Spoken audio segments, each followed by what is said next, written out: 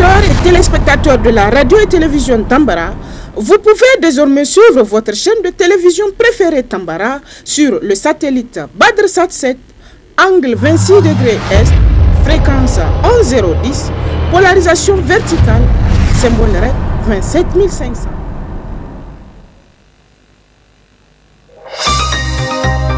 Suivez le journal avec STM Transport Voyageurs. Une nouvelle façon de voyager.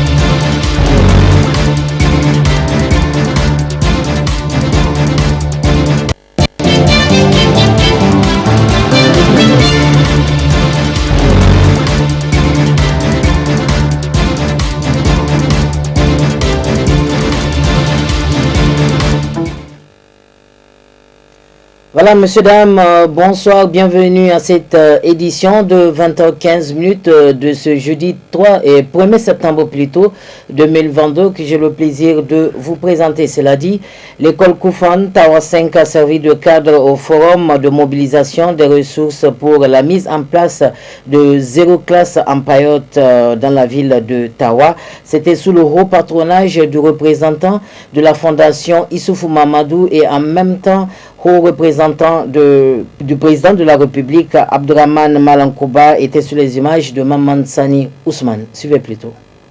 Forum de mobilisation des ressources pour la mise en œuvre des programmes zéro classe en Payotte dans les écoles primaires et préscolaires de la ville de Tawa. C'est un forum placé sous le haut patronage du haut représentant du président de la République, vice-président de la fondation Issoufou Mahamadou, M. Foumoko Egadou. Le forum a pour objectif de contribuer à créer un meilleur cadre d'enseignement-apprentissage dans les écoles primaires et préscolaires de la ville de Tawa, avec comme objectif spécifique informer et sensibiliser les partenaires sur les conséquences néfastes des classes en Payotte dans les écoles primaires et préscolaires. Le président du conseil de ville de Tawa, M. Abdraou Foudodo, qui est à l'initiative de ce forum, est celui qui, de ce croix, a eu l'ingénieuse et salutaire idée de sauver les élèves des conditions d'études macabres qui offrent les classes en Payotte. La ville de Tawa fait recours à des classes Payotte pour résorber l'insuffisance notoire des classes en matériaux définitifs dans les écoles primaires et préscolaire afin de pouvoir accueillir le maximum d'enfants en âge d'aller à l'école, malgré les risques liés à l'utilisation de ce genre de classes. En effet, les classes en Payotte dans les écoles primaires et préscolaires, comme infrastructure dans le cadre de l'enseignement, constituent un mal qui fait beaucoup de victimes dans les rangs des élèves et des enseignants à cause de la précarité des matériaux utilisés pour leur construction, paille et tiges de mie. Actuellement, dans les écoles primaires et préscolaires de la ville de Tawa, on dénombre 655 classes en Payotte, ce qui expose dangereusement la vie des élèves et enseignants au risque d'incendie et autres catastrophes.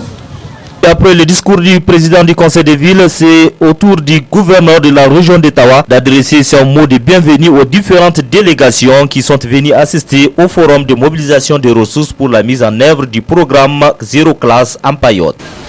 La région d'Ottawa compte 9438 classes en matériaux précaires sur les 17 191 que compte la région, tout cités confondus. Il apparaît que plus de la moitié du nombre de classes de notre région est en matériaux précaires. Dans ce registre, les classes en Payotte sont de loin les plus nombreuses. Or, comme vous le savez, les classes en Payotte, au-delà de l'absence de commodité qui les caractérise, constituent un espace d'insécurité de toutes sortes. notamment des abris pour des animaux dangereux comme les serpents, des risques d'incendie, etc. Les drames des écoles Pays-Bas à Niamey et du jardin d'enfants AFN de Maradi sont illustratifs des dangers que présentent les classes en paillotte. C'est dans ce contexte que le président de la République, chef de l'État, son Excellence Bazoum Mohamed, a donné des instructions pour dégager les élèves du préscolaire des classes en paillotte. Enfin, M. Fumako Gado est venu honorer de sa présence ce forum de mobilisation des ressources pour la mise en œuvre du programme Zéro classe en paillotte. Cette initiative vise à mobiliser tous les partenaires, programmes, projets, ONG, associations de développement, privés, secteur privé, diaspora et parents d'élèves autour des questions liées aux conditions d'études de nos enfants permettra, j'en suis sûr, à éradiquer toutes les classes paillotes dans les écoles primaires et préscolaires de la ville d'ici la fin de l'année 2023, cadre parfaitement avec les objectifs de notre fondation, qui, dans son agenda, a inscrit comme l'une de ses priorités le développement du capital humain à travers l'éducation, avec une note particulière pour la scolarisation de la jeune fille. Enfin, la délégation du haut représentant du président de la République a visité un bloc de 3 classes financées sur fonds propres par la communauté urbaine d'Ottawa, ce qui marque la fin du forum.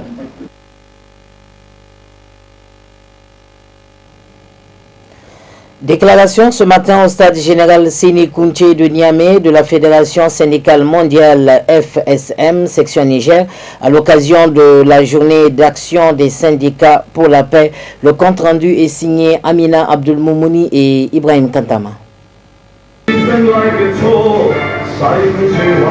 C'est avec l'hymne dédié à la Fédération syndicale mondiale FSM qui a donné le ton à cette journée commémorative de lutte des syndicats pour la paix, section du Niger. Cette rencontre qui a pour objectif de lutter efficacement pour un monde sans guerre a fait l'objectif d'une déclaration. La journée mondiale d'action de cette année revêt une importance particulière compte tenu des immenses dangers et menaces pesant sur les peuples et leur droit de vivre en paix, qui se sont dangereusement intensifiés, comme l'a démontré le conflit des États-Unis, l'OTAN et l'UE avec la Russie, l'invasion de l'Ukraine et de la Russie et la guerre impérialiste qui dure depuis 6 mois déjà, ainsi que la confrontation américano-chinoise. Le monde fait face à une phase d'extrême intensification des antagonismes politiques, économiques et militaires pour le contrôle de l'exploitation des ressources économiques de notre planète. Les peuples paient le prix de l'antagonisme impérialiste avec la mort, les vagues des réfugiés et la détérioration de leurs conditions de vie et de travail. Sous la responsabilité des États-Unis et les alliés européens, l'alliance impérialiste de l'OTAN se renforce et avec le nouveau concept stratégique décidé au récent sommet de Madrid intensifie son augmentation et s'étend à travers le monde. L'intensification de la lutte contre l'OTAN et toute alliance impérialiste devient une grande importance. C'est un impératif pour les peuples. Les prétextes qu'elle utilise à propos de soi-disant affrontements entre les forces et la démocratie et de l'autoritarisme sont refutés par l'expérience des peuples, par les guerres et par les inventions de Yougoslavie, en Palestine, au Liban, en Libye, en Syrie, à Chypre et dans tant d'autres régions, entraînant la perte d'innombrables vies, des millions de réfugiés et de personnes déplacées, des guerres et interventions qui ont conduit des peuples entiers à des destructions et à la misère. L'instabilité de la paix est le souhait de tous, car la paix est la base du développement d'un pays, d'une région ou même d'une ethnie. Suite de cette édition, la fistule obstétricale est une perforation entre le vagin et la vessie ou le rectum provoquant une fuite incontrôlée d'urine ou de matière fécale. Elle touche essentiellement les femmes après un accouchement difficile. Âgée de 25 ans, Aïchatou a été touchée par cette lésion dès ses 16 ans et à Niamey, c'est le centre des fistules obstétricales qui traite cette maladie. Beaucoup de femmes ont élu domicile dans l'établissement. Suivez plutôt, c'est un reportage du studio Kalangu.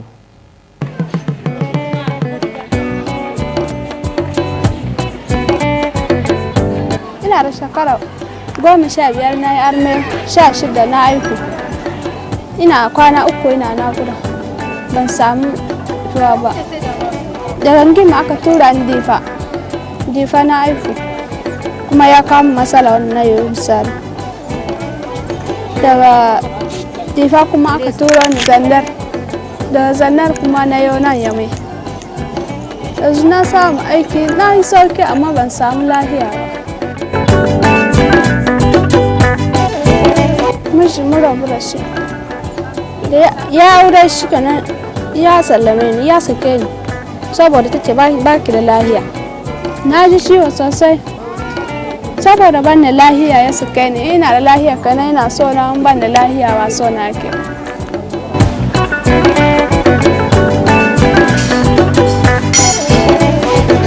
Vous savez, la fistule, c'est une nécrose. C'est une partie de la vessie qui est partie, qui est morte. Il faut savoir que ce pays, au Niger, là où on est, uniquement 53% de la population ont accès à un CSI. Donc 47% de la population n'ont accès à aucune structure de santé.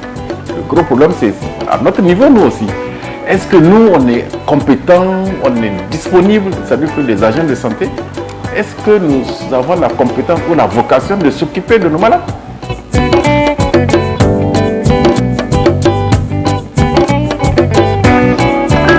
On consulte à peu près entre 15 et 20 patients par semaine. À peu près, on a tout cas confondu, on a autour de 75% de trucs de guérison. Et il faut aussi que, quelque part, nous, les agents de santé, ou bien le système de santé, apporte des preuves que nous sommes meilleurs que le système traditionnel.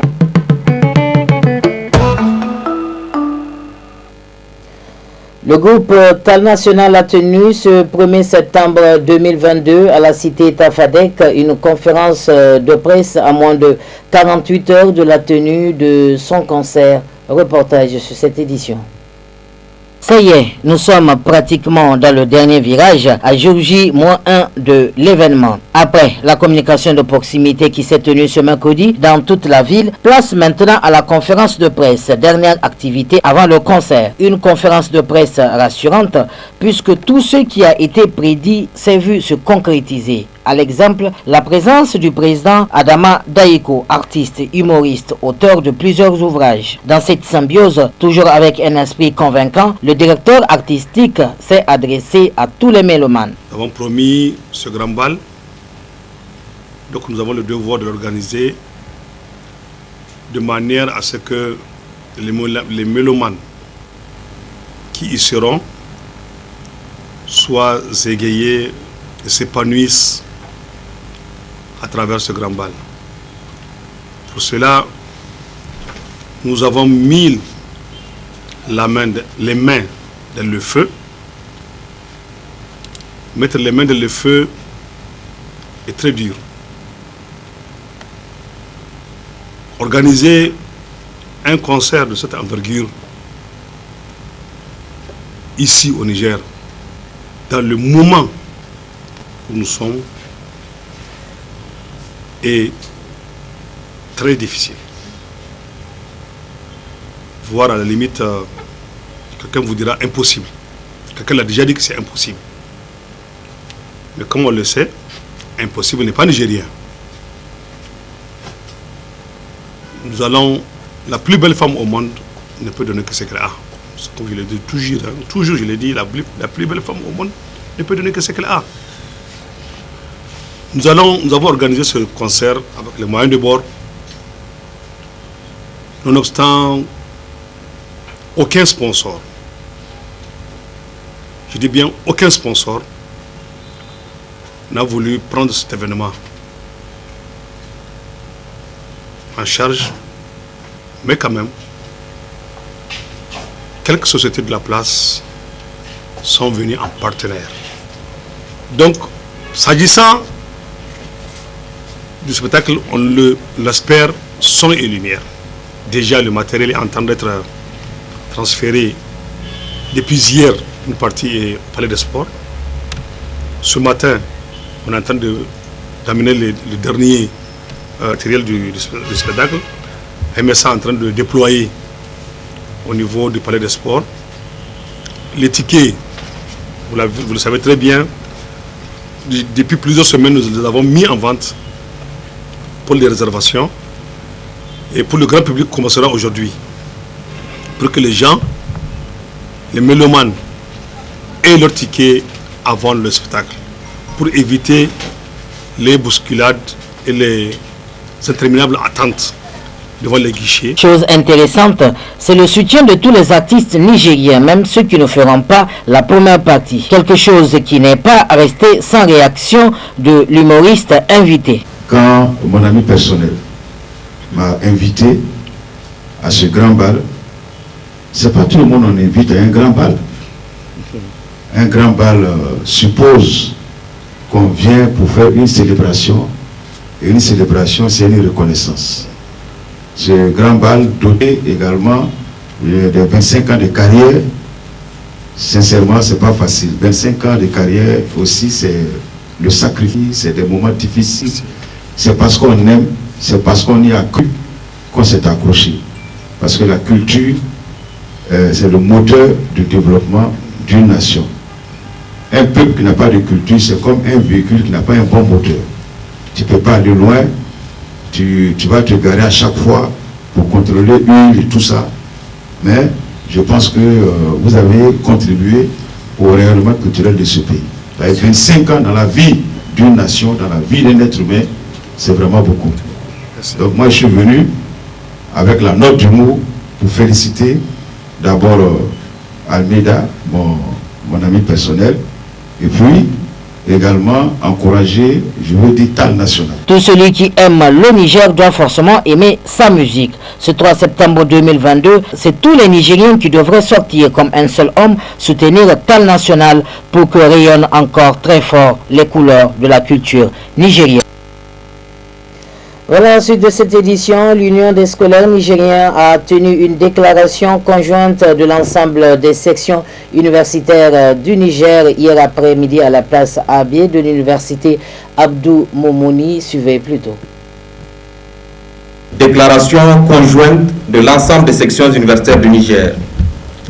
Vu l'acte numéro 27 de la Conférence nationale souveraine portant reconnaissance juridique de l'USN, vu les statuts et règlements intérieurs de l'USN, vu les règlements intérieurs de Lyonaz, Lyonoud, Lyonouda, Lyonum, Lyonun, Lyonout, Lyonitu et Lyonouz, réunis en séance extraordinaire afin d'examiner, analyser et dégager notre position par rapport aux différentes situations qui prévalent au plan national et international, réunis par devoir d'objectivité et interpellation générationnelle qui incombe à tout citoyen dans des situations accablantes, à un moment où la sourde oreille du ministère de l'Enseignement supérieur et de la Recherche face à nos multiples revendications atteint son apogée, les 8 sections universitaires tiennent en séance publique et officielle la déclaration de presse dont la teneur suit.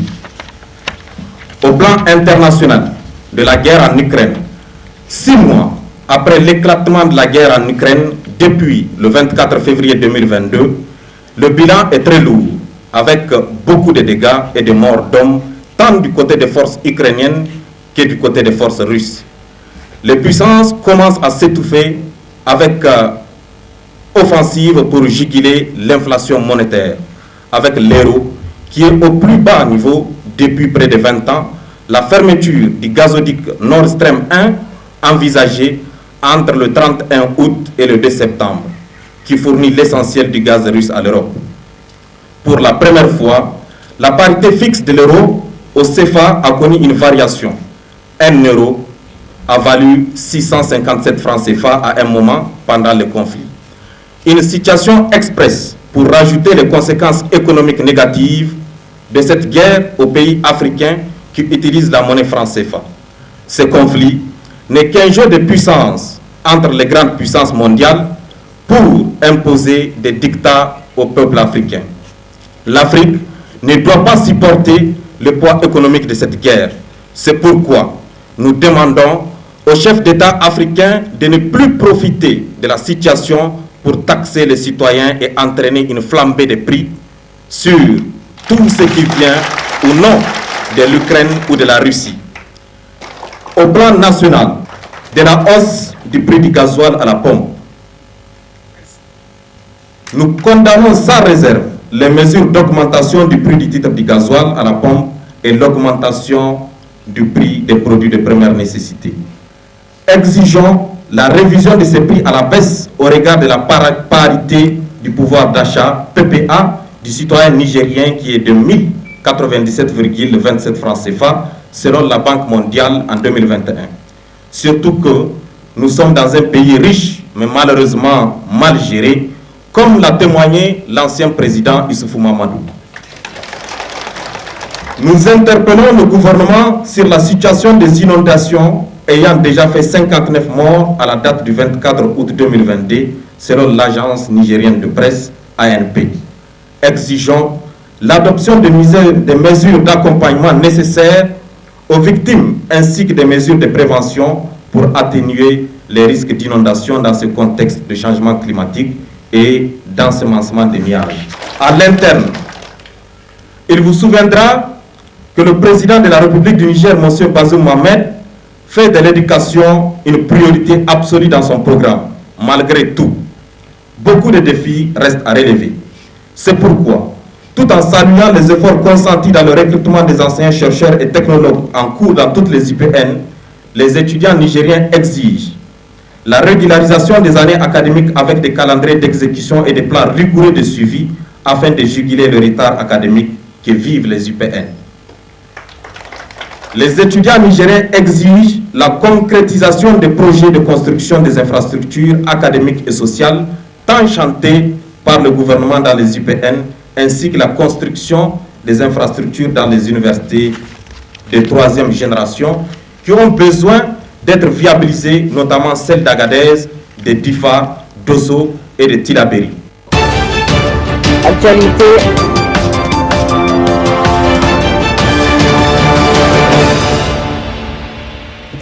Qui ont entraîné et qui ont provoqué plutôt des inondations un peu partout. Suivez ce reportage de Africa News. Cette rivière, située à Maïdougouri dans le nord du Nigeria, est à un niveau anormalement élevé. La faute aux fortes intempéries qui, depuis le début de la saison des pluies, ont causé d'importantes inondations. Plusieurs personnes sont mortes, les dégâts matériels sont aussi considérables. Certains habitants ont tout perdu. Je n'ai plus de maison, elle a été détruite par l'inondation. Comme vous pouvez le voir, je dors ici et vous pouvez voir à quel point mes vêtements sont mouillés. Bien sûr, cette eau est arrivée avec une puissance considérable. Dans cette zone seulement, elle a détruit plus de 30 maisons et tué beaucoup de gens, surtout des enfants.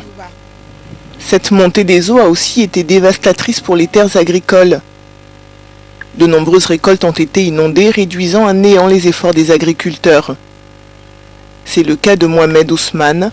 Ce déplacé interne dont la ferme a été inondée après des jours de pluie diluvienne a assisté impuissant à cette catastrophe.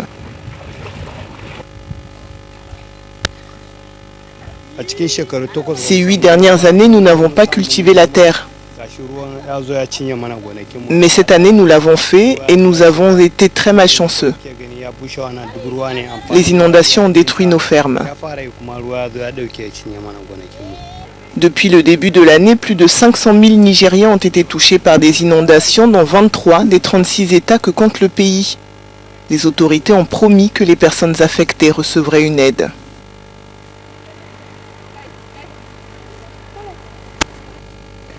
Actualité internationale, toujours les anciens rebelles du Sud-Soudan ont officiellement rejoint l'armée du pays. C'est dans le cadre d'un programme initié pour la réconciliation nationale. C'est toujours rapporté par Africa News. Suivez plutôt. Les anciens rebelles du Soudan du Sud rejoignent officiellement l'armée unifiée. Mardi, des milliers de combattants, dont d'anciens rebelles des camps rivaux de la guerre civile, ont été intégrés dans l'armée du pays lors d'une cérémonie de remise de diplômes. L'unification des forces loyales au président Salva Kiir et à son rival, le vice-président Riek Machar, était une condition essentielle de l'accord de paix de 2018. Le traité a mis fin au conflit de 5 ans dans lequel près de 400 000 personnes ont trouvé la mort. De tous les chapitres de l'accord, la graduation des forces unifiées en vertu du chapitre 2 a été le plus difficile et pourtant le plus important. Plus de 200 de vos camarades sont morts dans les 18 centres de formation. Certains sont morts à cause de la maladie et de l'absence de médicaments. D'autres sont morts de faim car la nourriture n'était pas disponible. La cérémonie a eu lieu quelques semaines après que les dirigeants du pays, nommés pour diriger un gouvernement de transition, ont annoncé qu'ils resteraient au pouvoir 2 ans après la date limite convenue, suscitant l'inquiétude de la communauté internationale. Une force de défense unifiée est l'une des expressions les plus visibles et les plus significatives de l'unité nationale, en particulier dans les sociétés sortant d'un conflit. Sa création symbolisera, en raison de son caractère inclusif et de sa représentation diversifiée, l'identité nationale du Soudan du Sud. La période de transition devait se conclure par des élections en décembre de cette année, mais le gouvernement n'a pas encore respecté les principales dispositions de l'accord de 2018. Le pays ne doit désormais organiser des élections qu'en décembre 2024. Voilà, messieurs, dames, ici prend fin cette grande édition sur la télévision Tambara, le miroir de la femme. Les programmes continuent sur votre télé et radio de proximité. Au revoir.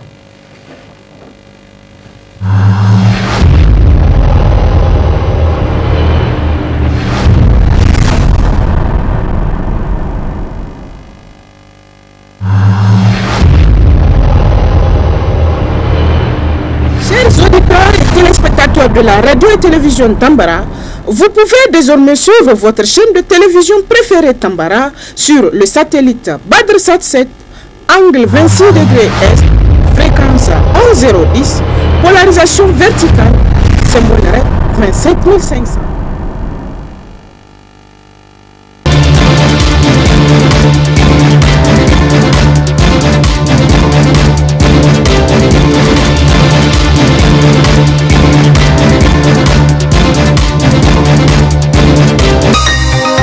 Ce journal vous a été présenté par STM Transport Voyageurs. Une nouvelle façon de voyager.